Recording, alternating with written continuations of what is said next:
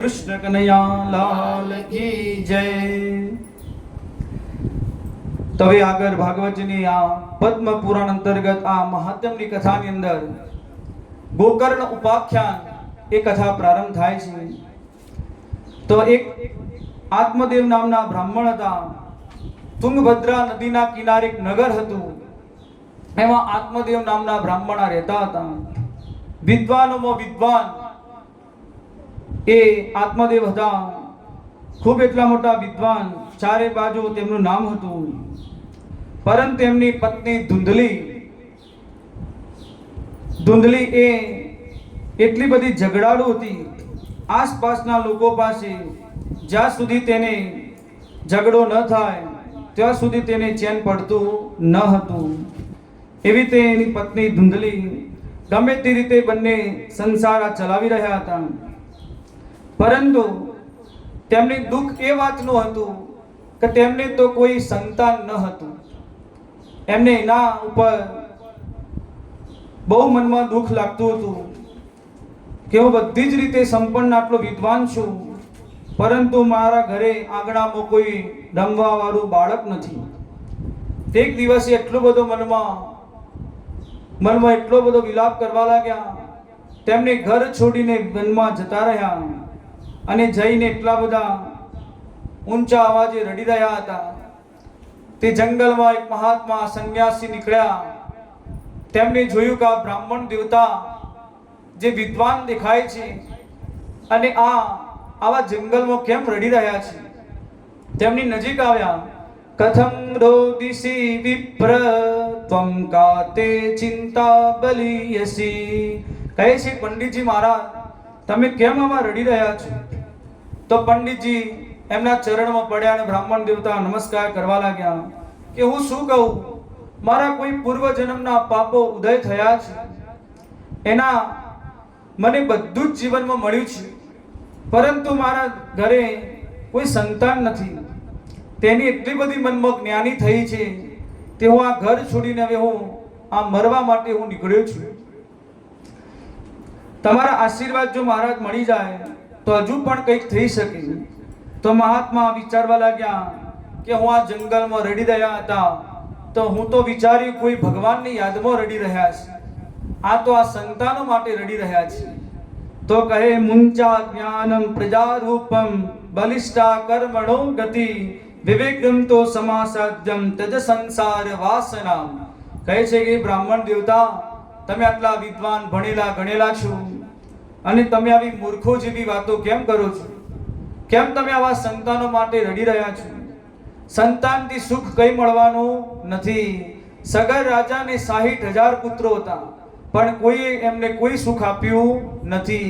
કપિલ ભગવાનનું અપમાન કર્યું અને તરત જ એમનો શ્રાપ લાગવાથી બધા જ બળીને ભસ્મ થઈ ગયા।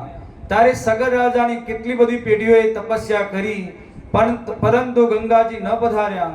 જ્યારે ભાગીરથ રાજાએ કરી તપસ્યા ત્યારે તે ગંગાજી પધાર્યા।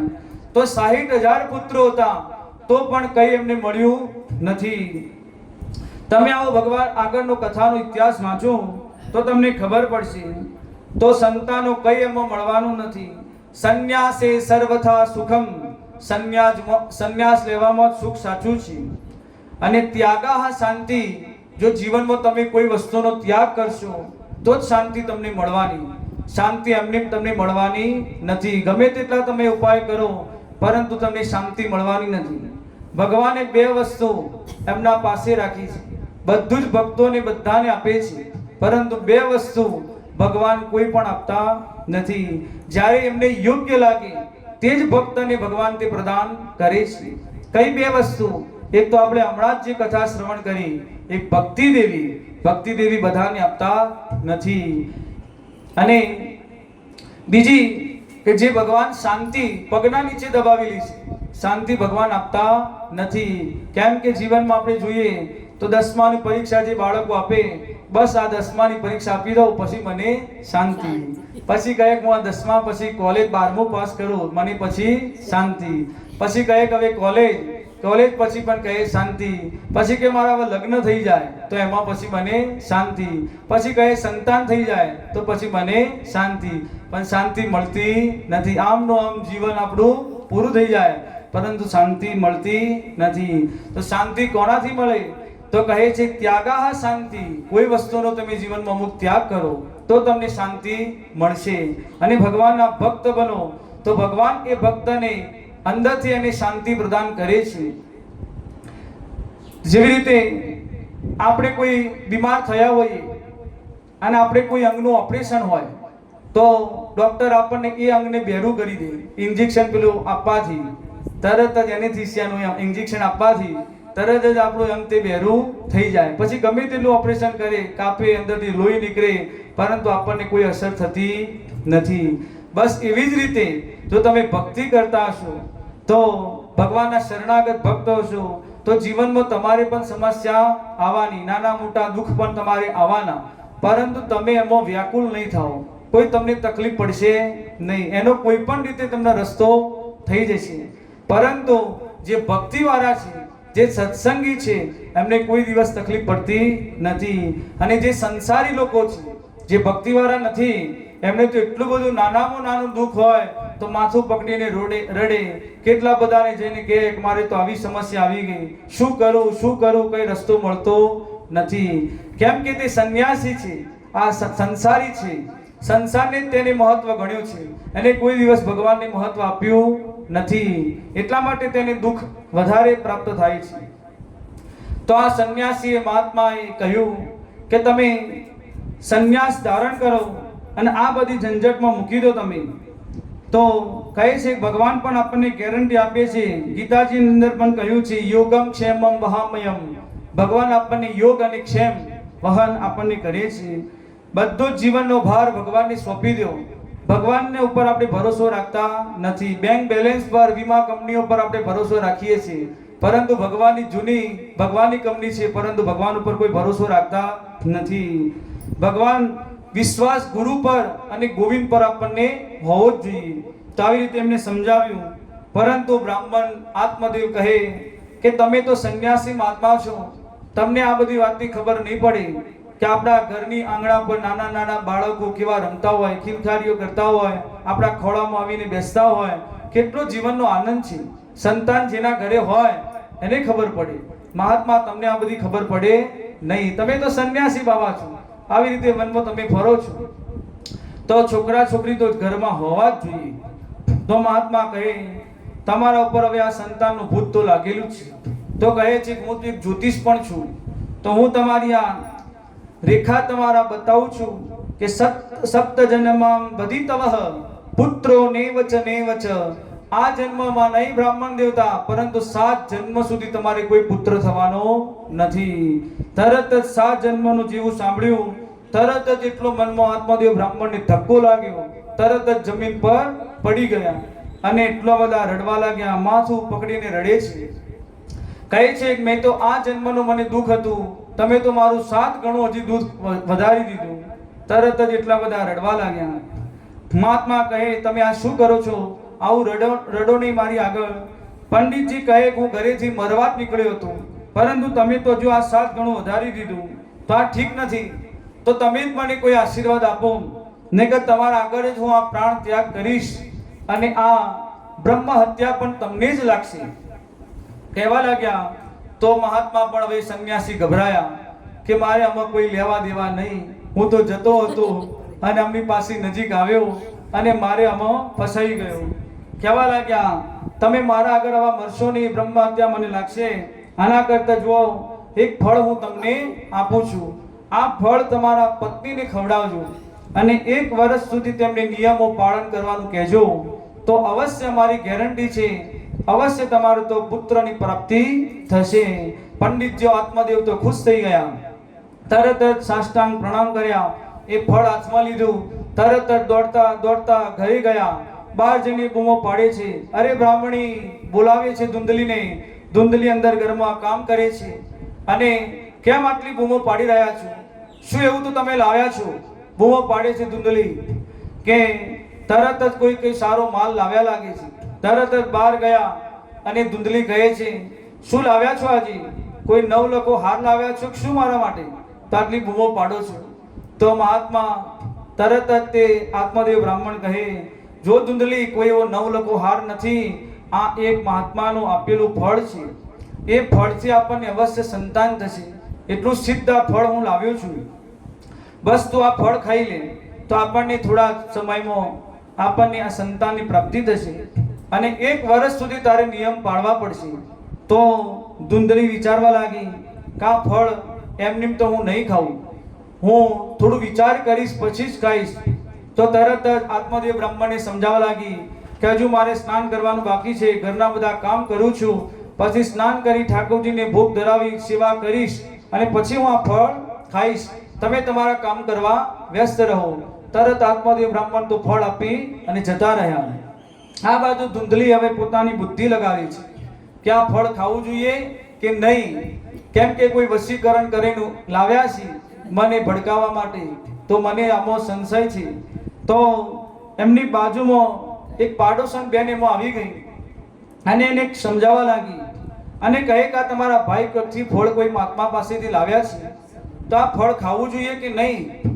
તો પાડોશન બેને કહ્યું કે બેન એમાં શું ચિંતા કરે છે, આ મહાત્માની આપેલી કોઈ પ્રસાદી છે તો ખાવું જોઈએ, તારો જે આ ધ્યાનનો દોષ છે એ તારે એમાંથી મુક્ત થઈશ અને તારા આંગણામાં પણ નાનું કોઈ બાળક આવશે, આમાં કોઈ નુકસાન તો છે જ નહીં, અને ખાઈશ તો તને લાભ થવાનો, અને ન થયો તો આમાં કોઈ નુકસાન પણ થવાનું નથી. તો સમજાવવા લાગી. તો ધુંધલી બોલી, ફલ ઇદમ ફલમ ભક્ષેણ, કે આ ફળ ખાવાથી હું ગર્ભવતી થઈ જઈશ, મારું ઉદર પેટ મોટું થઈ જશે, પછી હું મારા ઘરનું કામ કોણ કરશે?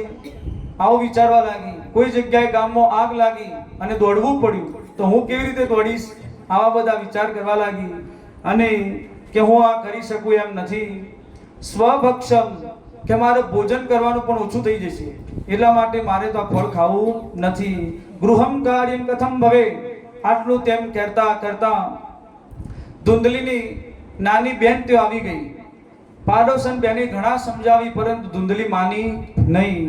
એમાં એની નાની બેન આવી ગઈ અને નાની બેનને પણ આ કહેવા લાગી કે આ તમારા બનેવ્યા ફળ લાવ્યા છે, ત્યાં ખાવું જોઈએ કે નહીં? તો એની નાની બેન એવું વિચારતી હતી કે આને કોઈ સંતાન થાય નહીં, કેમ કે એને મનમાં હતું કે આની પાસે ધન વધારે છે અને મારા પાસે પુત્રો પણ છે, એને 2-3 પુત્રો હતા, હજુ પણ ગર્ભમાં એક બાળક છે. તો એવું વિચારતી હતી કે હું મારા જે ગર્ભમાં બાળક છે હું તને આપી દઈશ અને તું મને એના બદલામાં થોડો ધન આપી દેજે. બસ આ બંને અંદર બરાબરી વાત કરી દીધી અને તું તને ગર્ભ છે એવો તું ઢોંગ કરજે અને તારા પતિદેવને તું સમજાવજે, પરંતુ તારે કોઈ આ ફળ ખાવું નથી. હું તને ચોક્કસ, હું તને મારો જે દીકરો આવશે, જે પુત્ર પ્રાપ્ત થશે, હું તને રાતમાં આવીને આપી દઈશ, તું ચિંતા કરતી નહીં. આવી રીતે ધુંધલીને બેને સમજાવી. તો કહે, બેન હોય તો તારા જેવી, સમસ્યા તરત જ તે ઠીક કરી દીધી. અને પરંતુ કે આ ફળને શું કરવું?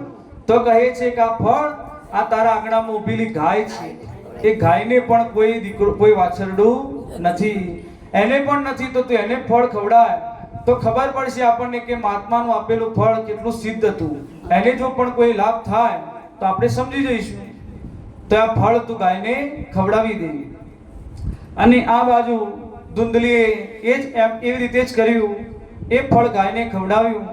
આ બાજુ હવે તે ઘર પછી એવો ઢોંગ કરી રહી છે અને આત્મદેવ બ્રાહ્મણ પણ આ બાજુ ખુશ રહ્યા કે અમારે તો પણ આવીના એક આશીર્વાદથી ગર્ભ હવે રહ્યો છે.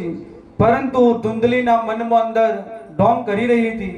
સમય જતા નાની બેનને તો દીકરો જન્મ થયો. રાતમાં આવીને તેને ધુંધલીને આવીને આપી દીધો, આવીને તેને થોડું ધન એના પતિને આપી દીધું. અને આ બાજુ ધુંધલી પોતાના પતિદેવને કહે છે, જો મારા દીકરાનો જન્મ થયો. આ બાજુ આત્મદેવ બ્રાહ્મણ તો ખુશ થઈ ગયા, નાચવા લાગ્યા, ચારે બાજુ ગામમાં મીઠાઈઓ વેચવા લાગ્યા, મારે પુત્રની પ્રાપ્તિ થઈ, સંતાન થયું અમારા ઘરે, આમ બધાને આપવા લાગ્યા. અને આ બાજુ તે એના 3 મહિના પછી જ્યારે જે પેલા ગાયને પણ ફળ ખવડાવ્યું હતું, તે ગાયને પણ એક સુંદર મજાનો માનવ શરીરનો એક દીકરાનો જન્મ આપ્યો. એને પણ ગાય, અને એમાં કાન હતા તે ગાય જેવા, અને સંપૂર્ણ શરીર હતું એ મનુષ્યનું, માનવ જેવું. તેવી રીતે એ જન્મ થયો.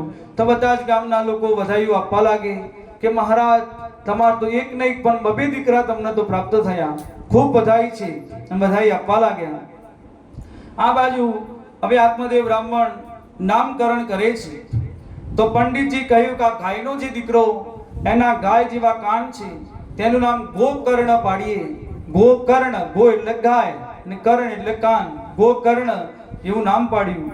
અને ધુંધલી હવે કહે મારા દીકરાનું નામ તમે ન પાડો, બધા નામ તમે જ પાડશો?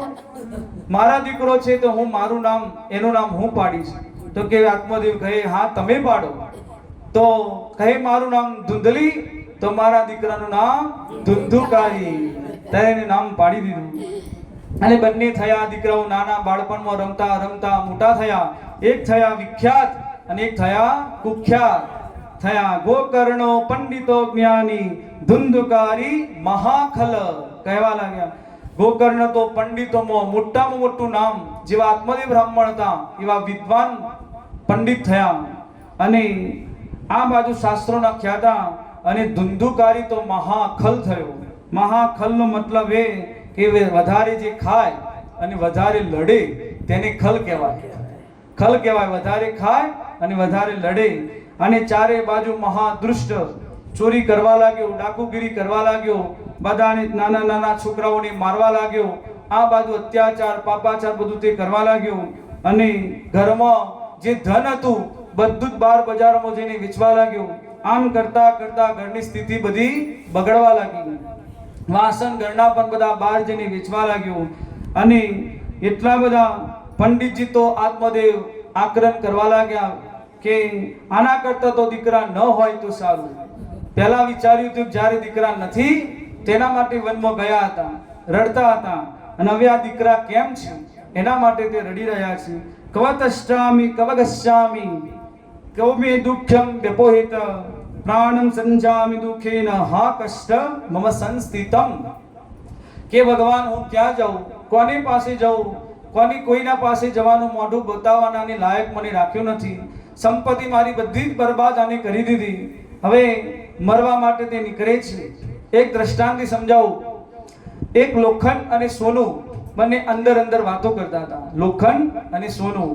સોનું કહે કે લોખંડભાઈ તમે આટલા બધા પીટાઓ ત્યારે આટલો બધો મોટો અવાજ કેમ કરો છો?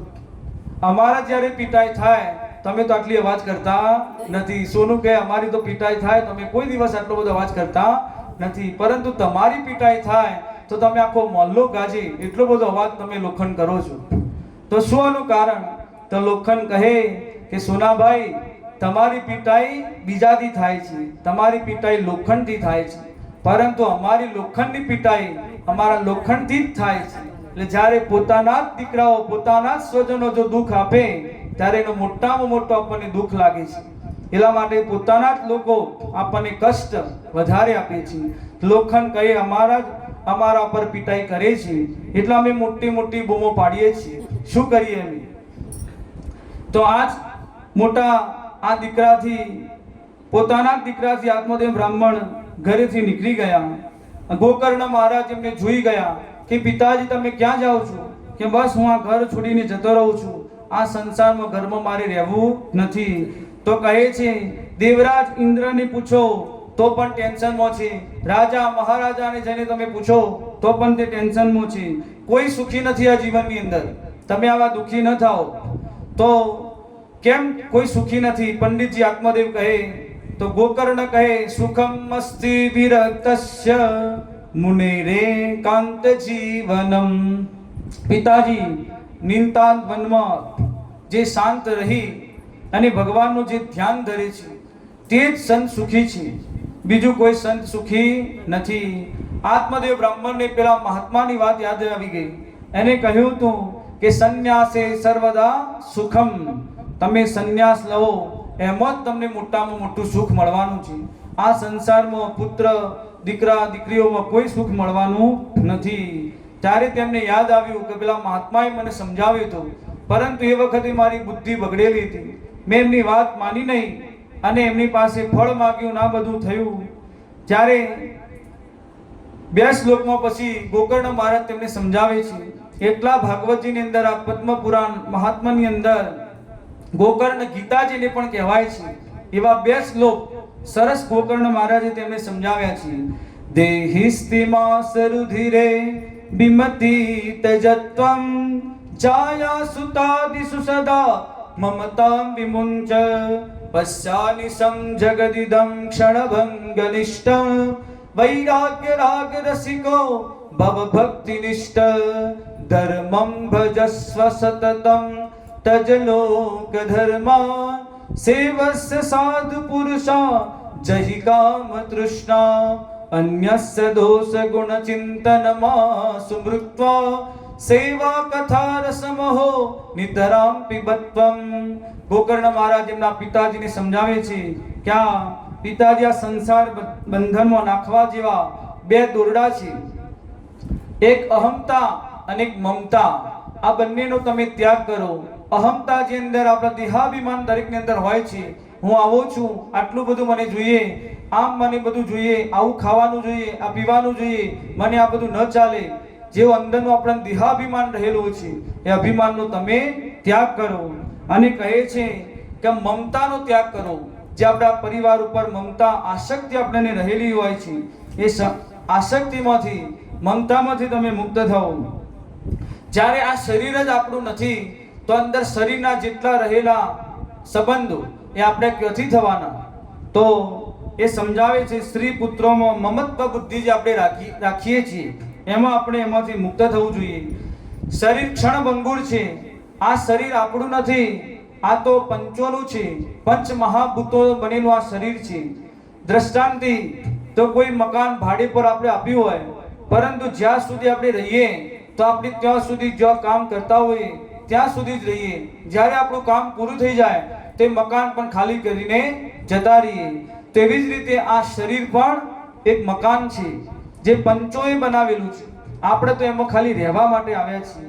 જ્યારે આપણું લક્ષ્ય, જ્યારે આપણને જન્મ ધારણ કર્યો તો એક લક્ષ્ય પણ આપણે સાથે લઈને આવ્યા હતા. કયું લક્ષ્ય? તો ભગવાનને જીવનમાં એકવાર પ્રાપ્ત કરવાના, ભગવાનની ભક્તિ કરવાની. આ જ આપણા જીવનનો લક્ષ્ય હતો. પરંતુ ઘણાને યાદ હોય છે, ઘણા ભૂલી ગયા હોય છે. તેટલા માટે આપણું મકાન જ્યારે ભાડા પર રહીએ, પરંતુ આપણું કામ પૂરું થઈ જાય પછી તેને ખાલી કરીને જવું પડે છે. ચિતિ જલ પાવક ગગન સમીરા, ચિતિ જલ પાવક ગગન સમીરા, પંચરચિત અતિ અધમ શરીરા, પંચરચિત અતિ અધમ શરીરા, क्षिति जल पावक गगन समीरा. કહે છે કે આ પંચોની ધર્મશાળા છે, આરામથી રહો, પરંતુ આપણું લક્ષ્ય પૂરું થાય ત્યારે તેને ખાલી કરીને જતા રહો. અને કહે છે અન્યંત દોષ ગુણ ચિંતનમાં સમૃત્વા. બીજાના દોષ અને ગુણ જોવાનું બંધ કરી દો.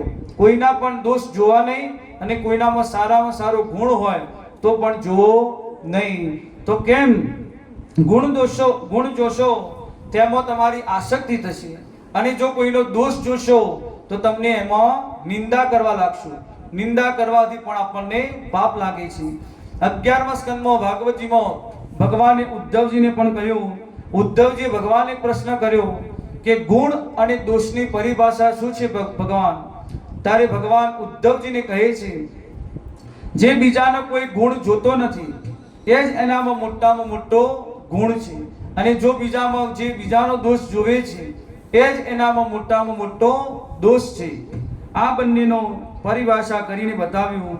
કામનાઓ અંદર કામનાના કાંટા કાઢીને ફેંકી દો અને મસ્ત થઈને ભગવાનના ભજનમાં રહો.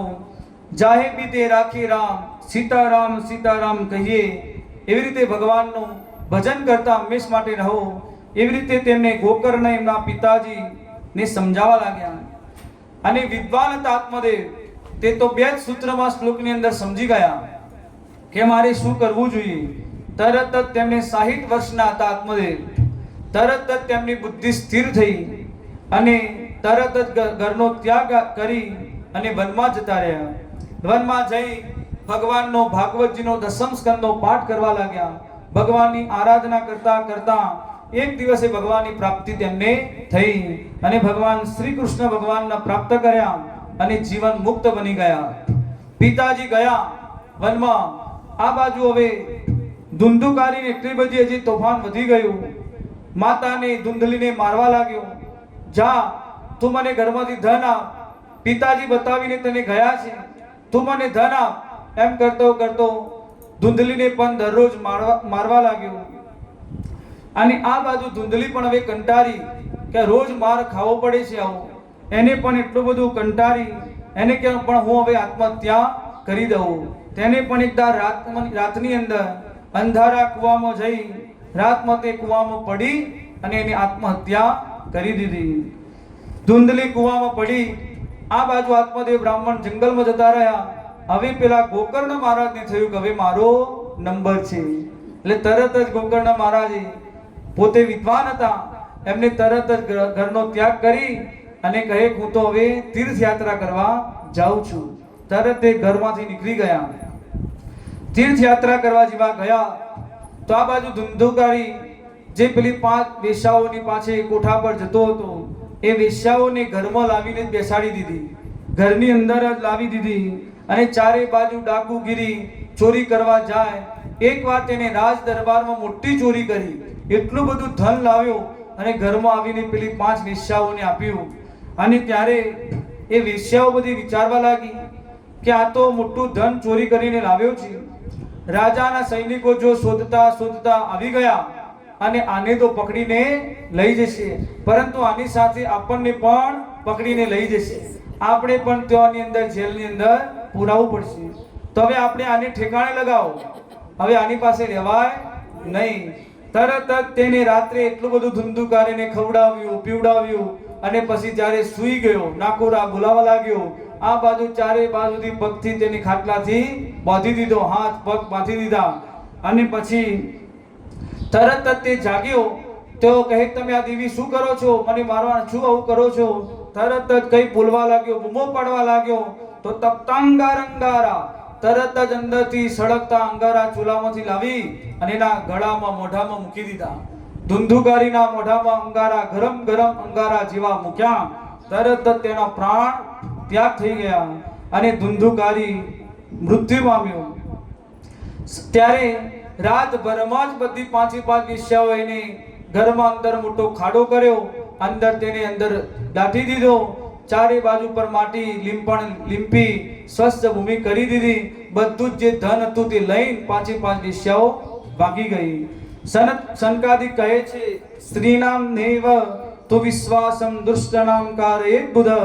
જે પૈસા પર ખરીદવામાં આવતી સ્ત્રીઓ પર કોઈ દિવસ વિશ્વાસ કરવો ન જોઈએ.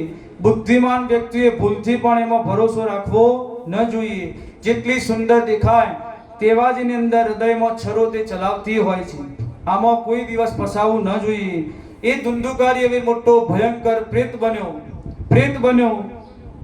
અને ગોકર્ણ મહારાજને જે તીર્થયાત્રા કરવા ગયા હતા એમને પણ ઘણા કોઈ ગામના માણસો મળ્યા. એમને પણ સમાચાર આપ્યા તમારા ભાઈનું મૃત્યુ થયું છે. એમને પણ સમાચાર મળતા એમને શ્રાદ્ધ વિધિ ક્રિયા બધી કરાવી અને બધી તીર્થયાત્રા પૂરી કરતા જ્યારે ઘરેથી આવ્યા તો ઘરના રાતના 12 વાગે જ્યારે ઘરના આંગણામાં સૂતા હતા ત્યારે આ ધુંધુકારી જે પ્રેતમાં હતો તે આવ્યો અને તરત જ તેને પેલા ભેંસનું સ્વરૂપ લીધું, ઘેટાનું સ્વરૂપ લીધું અને પછી મોટો હાથી બની ગયો. આવો અલગ બધા સ્વરૂપો બનાવી અને ગોકર્ણ મહારાજને બતાવવા લાગ્યો. ત્યારે ગોકર્ણ મહારાજ કહે કે આ શું ભલા છે, આ અલગ રૂપ લઈને કોણ આવે છે? અને પછી કોઈ તરત જ ગોકર્ણ મહારાજ ગભરાયા અને એમને તરત જ પાણી હાથમાં લીધું, મંત્ર બોલ્યા અને જેવી અંજલિ છોટી એના પર તરત જ તે એક સુંદર સ્વરૂપમાં આવી અને બોલવા લાગ્યો. જોરથી રડતો હતો. માનસના મનુષ્ય શરીર જેવામાં આવ્યો અને બતાવવા લાગ્યો કે હું કોણ છું. ગોકર્ણ મહારાજે કહ્યું તો કહે અહમ ભ્રાતા ત્વદીયોસ્મિ ધુંધુકારી નનામત. કહે છે કે હું તમારો જ ભાઈ ધુંધુકારી છું. ગોકર્ણ મહારાજ હું તમારો ભાઈ. ધુંધુકારી મારું નામ છે, મારા એટલા બધા પાપ છે કે ભાઈ હું આ પ્રેત યોનિમાં પીડાઈ રહ્યો છું, અને મારું એટલું મોટું એક સૌભાગ્ય છે કે તમારા જેવો ભાઈ મને મળ્યો છે. આ મોટામાં મોટું મારું સૌભાગ્ય છે. મેં જીવનમાં બીજું તો કોઈ કામ સારું કર્યું નથી, પાપને પાપ જ કર્યા છે, એટલે મને તમે આમાંથી મુક્ત કરાવો. આ પ્રેત યોની એટલી બધી પીડાકારક છે. પ્રેત યોની જે ભૂત યોની આપણે કહીએ છીએ તે ખરેખર સાચી હોય છે. ઘણા લોકો આમાં વિશ્વાસ કરતા નથી, પરંતુ આ પ્રેત યોની ભૂત યોની ખરેખર સાચી હોય છે, અને એમાં ઘણા એવા પ્રેત બનેલા હોય છે. તેને પણ મુક્તિ અપાવી જોઈએ. તો ધુંધુકારી કહે, મને આમાંથી ભાઈ તમે મુક્ત કરાવો, મેં તમારા પર મને વિશ્વાસ છે. તો ગોકર્ણ મહારાજ કહે, મેં તારા માટે ગયા શ્રાદ્ધ કરાવ્યું, ગયામાં જઈને મેં શ્રાદ્ધ કરાવ્યું, તો પણ તું મુક્ત કેમ નથી થયો? ધુંધુકારી કહે, ગયામાં જઈ તમે એક વાર નહીં 100 વાર તમે શ્રાદ્ધ કરાવશો તો પણ મારું કંઈ થવાનું નથી. હું નંબર 1 નો પાપી છું, મારાથી એટલા બધા જીવનમાં પાપ થયા છે, મારું કંઈ પણ થવાનું નથી. તો ગોકર્ણ મહારાજ કહે કે અત્યારે તો તમે પધારો, હું કંઈક વિચારું છું ઉપાય, અને પછી તમને જણાવું. તરત જ તે ધુંધુકારી અદ્રશ્ય થઈ ગયો. રાતભર ગોકર્ણ મહારાજ વિચારવા લાગ્યા કે આ ધુંધુકારી માટે શું કરવું જોઈએ. સવાર પડ્યું, બધા વિદ્વાનોનું સંમેલન તેમને બોલાવ્યું, અને બધાને પૂછવા લાગ્યા કે આ મારો ભાઈ પ્રેત યોનિમાં પીડાય છે, તેને શું કરવું જોઈએ? તો કોઈ વિદ્વાન તેને બતાવી શક્યા નહીં, કેમ કે આત્મદેવ આ ગોકર્ણ મહારાજ એ જ મોટા પંડિત વિદ્વાન હતા. હવે એમની આગળ કોઈની હિંમત ન હતી કહેવાની, કોઈ પણ તે ઉપાય બતાવી શક્યા નહીં. તો ગોકર્ણ મહારાજ કહે કે હું હવે પ્રત્યક્ષ સૂર્યનારાયણને પૂછીશ.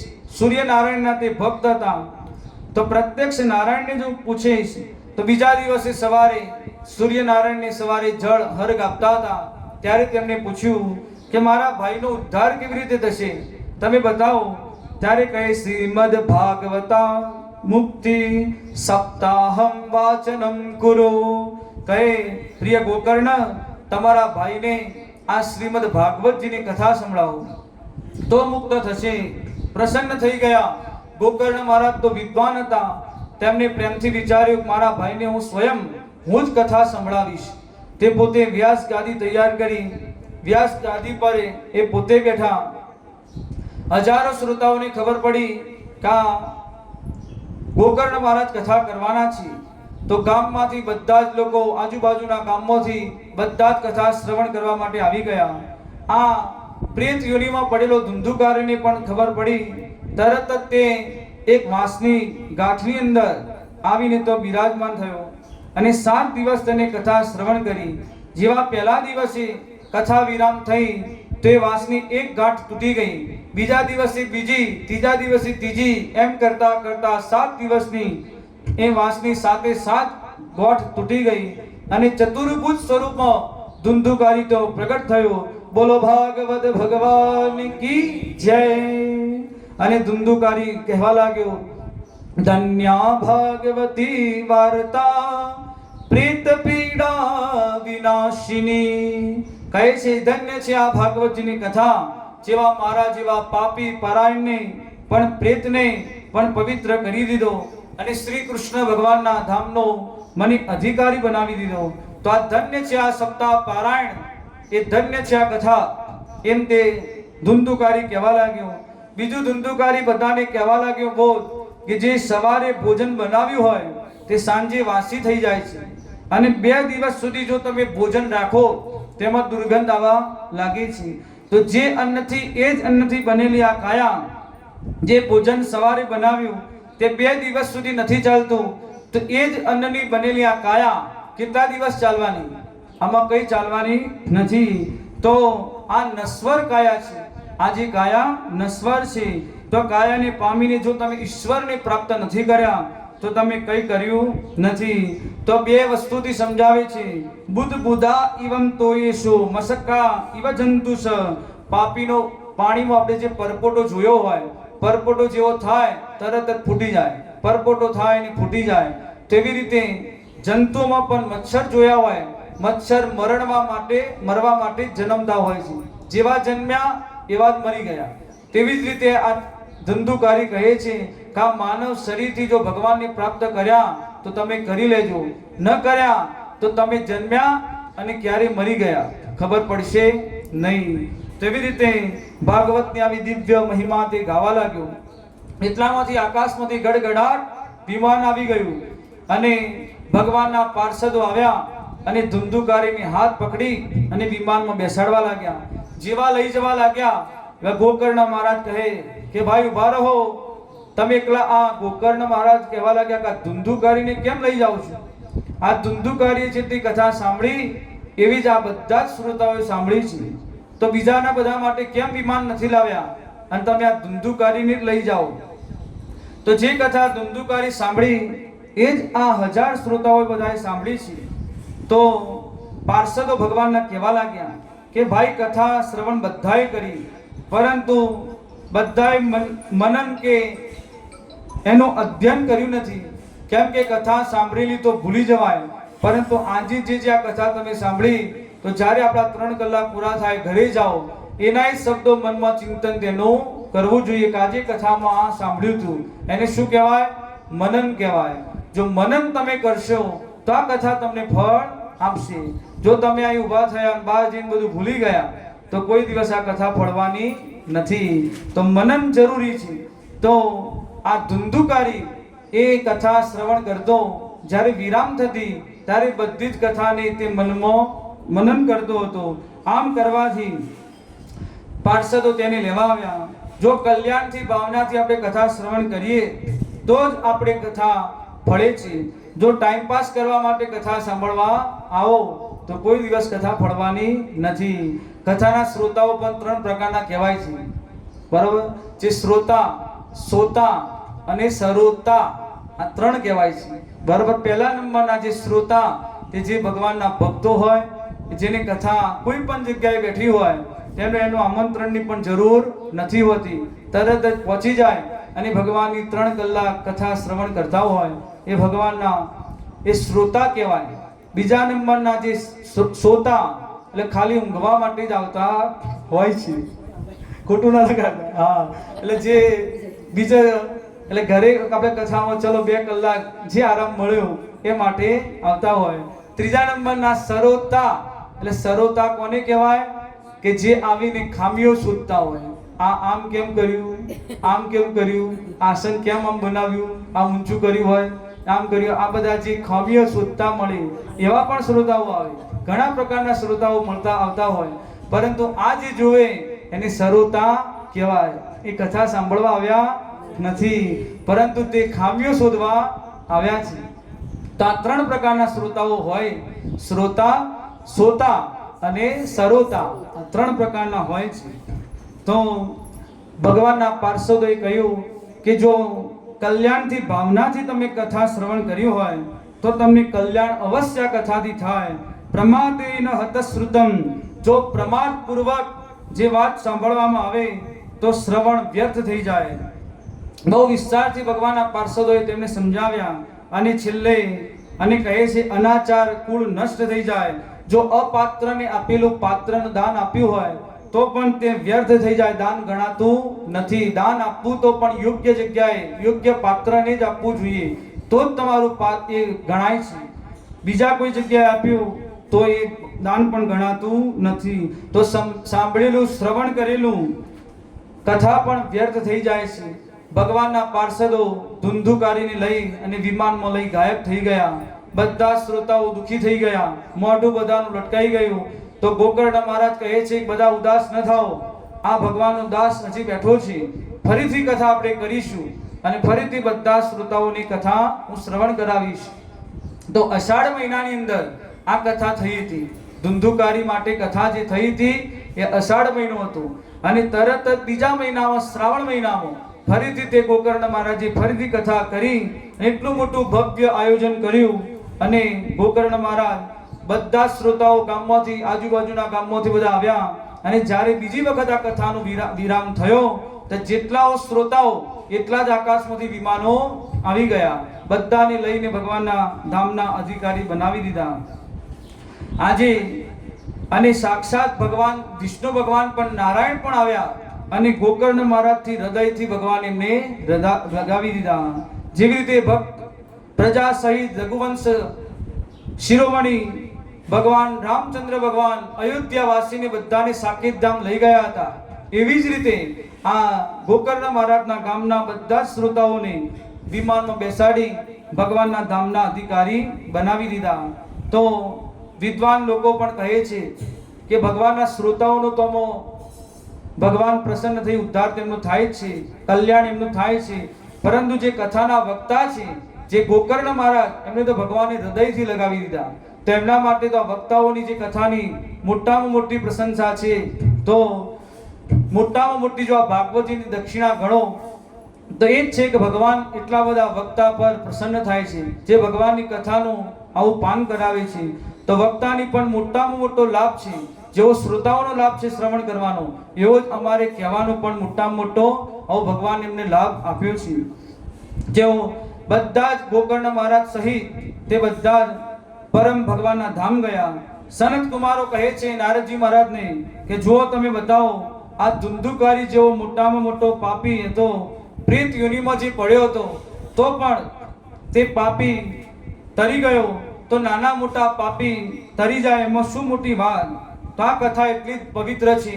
આ ગોકર્ણ ઉપાખ્યાન આપણે જે સાંભળ્યું તે કોઈ તમારા ઘરે શ્રાદ્ધ હોય, શ્રાદ્ધના દિવસે જો તમે આનો પાઠ કરવામાં આવે અથવા તમે કોઈ બ્રાહ્મણના મુખેથી શ્રવણ કરો અથવા પોતે પણ તમે જાતે વાંચો તો કહેવાય છે કે તમારા પિતૃઓની અત્યંત તૃપ્તિ મળે છે આ સાંભળવાથી, અને એમનો ઉદ્ધાર થાય છે અને એમની મોક્ષની પણ પ્રાપ્તિ થાય છે. નિત્ય જો પાઠ કરે તો એ વ્યક્તિને મોક્ષની પણ પ્રાપ્તિ થાય છે. નારદજી મહારાજે હવે અંતિમ પ્રશ્ન પૂછ્યો કે આ કથા કરવા માટે એનો શું વિધિ હોય છે તે તમને મેં બતાવો. તે અંતિમ 6થા અધ્યાયમાં હવે આ વિધિ બતાવે છે. પહેલા તો સૌપ્રથમ સરસ એવું મુહૂર્ત જોડાવું, પછી તીર્થ વાપી વને વાપી ગૃહે વા શ્રવણમ મતમ, કથાનું શ્રવણ કરવા માટે કોઈ તીર્થ સ્થળમાં કરો તો એ પણ સારું ગણાય, બીજું વનમાં કરો તો પણ સારું ગણાય, અને ત્રીજા નંબરનું બતાવ્યું કે તમારા ઘરમાં કરો. 3 જગ્યા બતાવી, તીર્થવ્યાપી વનવ્યાપી, તીર્થમાં કરો, વનમાં અથવા તમારા ઘરે તમારા ઘરના આંગણામાં ત્યાં કથા કરો. તે સારામાં સારું માનવામાં આવ્યું છે. લાંબુ મોટું એવું મેદાન હોય એમાં પણ તમે કથાનું સ્થળ બનાવી શકો. પછી વક્તા કોણ હોવો જોઈએ તો કહે છે વિરક્તો વૈષ્ણવો વિપ્રો વેદ શાસ્ત્ર વિશુદ્ધિકૃત દ્રષ્ટાન કુશલો ધીરા વક્તા કાર્યોતિ નિસ્પૃહ. સૌથી પહેલા તો વિરક્ત પૂર્ણ વૈરાગ્યપૂર્ણ વક્તા હોવો જોઈએ. જો રાગી પ્રપંચી હશે તો સંસારની બધી વાતો કરશે, પરંતુ વૈરાગ્યપૂર્ણ હોવો જોઈએ. અને કહ્યું છેલ્લે કે તે વિપ્ર હોવો જોઈએ. બ્રાહ્મણના મુખમાંથી સાંભળેલી કથા એ યોગ્ય આપણને ફળ આપવાવાળી થાય છે. ગમે તેમ આલતુ પાલતુ પાસે તમે કથા શ્રવણ કરો તો કોઈ દિવસ એ વ્યાસપીઠનો અધિકારી હોતા નથી. વિપ્ર શબ્દનો પ્રયોગ કર્યો છે. વિપ્ર કોને કહેવાય તો કહે છે જન્મના બ્રાહ્મણો જ્ઞેય સંસ્કારા દ્વિજ ઉચ્યતે વિદ્યા વિરચનમ ભવેદ વિપ્ર ત્રિભિ સ્તોત્રે તમુચ્યતે. જે બ્રાહ્મણના ઘરમાં જે જન્મ થયો હોય બ્રાહ્મણના, એને વિશુદ્ધ બ્રાહ્મણ પહેલા કહે છે. પછી જ્યારે એના ઉપનયન સંસ્કાર થાય ત્યારે તે દ્વિજ કહેવાય છે. પછી જ્યારે તે વિદ્યા વેદોનું અધ્યયન કરે ત્યારે એને વિપ્ર કહેવાય છે. જેવા વિપ્રનો આમાં શબ્દનો ઉપયોગ કર્યો છે. કેવા સ્તોત્રએ બ્રહ્મનિષ્ઠ વિપ્રને વ્યાસ ગાદી પર બેસાડી અને કથા શ્રવણ કરવી જોઈએ. ડોંગરેજી મહારાજ પણ કહેતા કે તમે દૂધ તો બકરી પણ આપશે, ઊંટડી પણ દૂધ આપશે, ભેંસ પણ આપશે, પરંતુ પૂજા કોની થાય? ગાયની જ થાય. ગાયની જ પૂજા થાય. દૂધ તો બધા આપશે પરંતુ પૂજા ગાયની થાય. એવી જ રીતે કથા સત્સંગ શ્રવણ બીજા કથા બીજા ગમે તે કહે પરંતુ પૂજા બ્રાહ્મણની જ થાય. તો બ્રાહ્મણની પૂજા થાય. બ્રાહ્મણના મુખમાંથી સાંભળેલી જ કથા આપણને શ્રેય આપે છે. તાંબાનું પિત્તળનું વાસણમાં જો તમે દૂધ મૂકશો તો બગડી જશે, અન્ય પદાર્થો, પરંતુ પાત્ર એવું હોવું જોઈએ. ખાટા વાસણમાં જો તમે મૂકશો દૂધ તો ફાટી જશે. પરંતુ યોગ્ય પાત્રમાં મૂક્યું તો તે રહે છે. એવો બ્રહ્મ વિદ્યા ધારણ કરવા વાળો બ્રાહ્મણ હોવો જોઈએ, તે ભગવાનનો ભક્ત પણ હોવો જોઈએ. એ જ કથા શ્રવણ કરાવે. વ્યાસ ગાદી પર જ્યારે બેસી જાય ત્યારે તેને વ્યક્તિ વિશેષથી ન જોવું જોઈએ, ખાલી તે ભગવાનનો ભક્ત અને સુખદેવજીના રૂપમાં તેમને જોવા જોઈએ. સુખ રૂપમ પ્રબોધજ્ઞમ સર્વશાસ્ત્ર વિશારદ એતત કથા પ્રકાશેન મત જ્ઞાનમ વિનાશનય. તો વ્યાસનંદન સુખદેવજીના રૂપમાં એ અમારા ઘરે આવ્યા છે. પછી બ્રાહ્મણનું પૂજન થાય. જ્યારે કથા વિરામ થાય તો કહ્યું છે બ્રાહ્મણોનું વરણ કરવું, અને સકામ હોય અનુષ્ઠાન તો હવન કરાવો. પરંતુ જો નિષ્કામ ભાવે આપણે કથા કરી હોય તો ગીતાજીનો પાઠ કરાવવો જોઈએ. અને 12 બ્રાહ્મણો અથવા તમારા શક્તિ અનુસાર 5 કે 10 અથવા 12 બ્રાહ્મણને છેલ્લા દિવસે બ્રહ્મ ભોજન પણ કરાવવું જોઈએ. એ બ્રહ્મ ભોજનનું પણ મહત્વ આપ્યું છે. એવી રીતે કહ્યું કથાના સમાપનમાં વિરામમાં ભગવાનનું નામ સંકીર્તન ખૂબ મસ્તીથી ગાવું જોઈએ. જેવી કીર્તનની વાત સાંભળી તો નારદજી મહારાજે તરત જ વીણા પર રાગ છોડી દીધો માલકોશ. પ્રહલાદજી મંજીરા વગાડતા પ્રગટ થઈ ગયા. કીર્તનમાં તાલી જરૂર વગાડવી જોઈએ. જ્યારે કથા થતી હોય ત્યારે મૌન રહેવું જોઈએ, કોઈ શબ્દ બોલાય નહીં. ને કે કથામાં બોલવાથી આપણને દોષ લાગે છે. જ્યારે કીર્તન થતું હોય ત્યારે તાલી પાડવી અને બોલવું જોઈએ, ત્યારે જ એમાં આપણને દોષ લાગતો નથી. તો કથામાં બોલવાથી, વાત કરવાથી, મૌન રહેવાથી દોષ લાગે છે. તો ઉદ્ધવજી મંજીરા વગાડતા આવી ગયા, મૃદંગ વગાડતા દેવરાજ ઇન્દ્ર આવી ગયા, સનત કુમારો જય જયકાર કરતા આવી ગયા, વ્યાસનંદન સુખદેવજી મહારાજ ભાગવતજીના શ્લોકો ગાન કરતા આવી ગયા, અને ભક્તિ, જ્ઞાન, વૈરાગ્ય ત્રણેય પ્રગટ થઈ ગયા. અને મોટું નૃત્ય કીર્તન ભગવાનનું થયું છે. પ્રહલાદાસ્તધારી તરત ગતિતયા ચોદ્વયમ કાશ્યધારી વીણાધારી સુરસિસ્વર કુશતયા રાગ કરતા અર્જુનો બુધ ઇન્દ્રો વાદી મૃદંગ જય જય સુકરા કીર્તને તે કુમાર યત્રાગે ભાવવક્તા સરસરચનયા વ્યાસપુત્રો બભૂવ. અલૌકિક સંકીર્તન થયું. એમાં સંગીતના 3 હોય, જે ગાયન, વાદન અને નૃત્ય. 3 સંગીતના નૃત્ય છે. સંકીર્તનની ધ્વનિ સાંભળી બ્રહ્માજી સાવિત્રીજી સાથે ત્યાં કીર્તન કરવા આવી ગયા. ભોળાનાથ કૈલાસમાંથી ભવાની સાથે, પાર્વતીજી સાથે ત્યાં આવી ગયા. અને ભગવાનની તો પ્રતિજ્ઞા છે, નારાયણની તો જે જગ્યાએ ભગવાનનું કીર્તન થતું હોય તેમની પ્રતિજ્ઞા છે, યત્ર ગાયત્રી તત્ર તિષ્ઠામિ નારદ મદભક્ત્યા યત્ર ગાયંતી તરત તિષ્ઠામિ નારદ. ભગવાનની પ્રતિજ્ઞા છે, જે જગ્યાએ ભક્તો ગાતા હોય કીર્તન એ જગ્યાએ ભગવાન અવશ્ય પધારે છે. બધાની વચ્ચે એટલું મોટું કીર્તન થયું અને ત્યાં ભગવાન પધાર્યા. અને ભગવાન કહે છે તમારા કીર્તનથી હું ઘણો બધો પ્રસન્ન થયો છું, તમે મારી પાસે વરદાન માંગો. આ બધા જે કીર્તન કરતા હતા એમની પાસે તેમને વરદાન માંગવાનું કહ્યું. તો ભગવાને કહ્યું, તો બધાએ ભેગા થઈને કહ્યું કે અમારી કેવી અભિલાષા છે, જ્યારે ભવિષ્યમાં જ્યાં પણ ભાગવતજીની કથા થાય તો અવશ્ય ભગવાન તમારે ત્યાં પધારવાનું, તમારા પાર્ષદો સહિત તમારી જગ્યા સ્થળ પર તમારે અવશ્ય પધારવાનું. તો ભગવાને પણ તમને કહ્યું તથાસ્તુ, તમારો મનોરથ પૂર્ણ થશે. એટલા માટે કહ્યું જે જગ્યાએ રામચરિત માનસની કથા થતી હોય તો હનુમાનજી મહારાજ તમે બોલાવો કે ન બોલાવો, હનુમાનજી મહારાજ આવી જ જાય. જેવી રીતે એટલે ભાગવતજીની જો કથા થતી હોય તો ભગવાનને બોલાવવા પડતા નથી. ભગવાન એમના સપાર્ષદો સહિત ભગવાન તે જગ્યાએ આવી જાય છે. તો ભગવાનને એવું સંકીર્તન સરસ થયું. તો આપણે પણ એક ભગવાન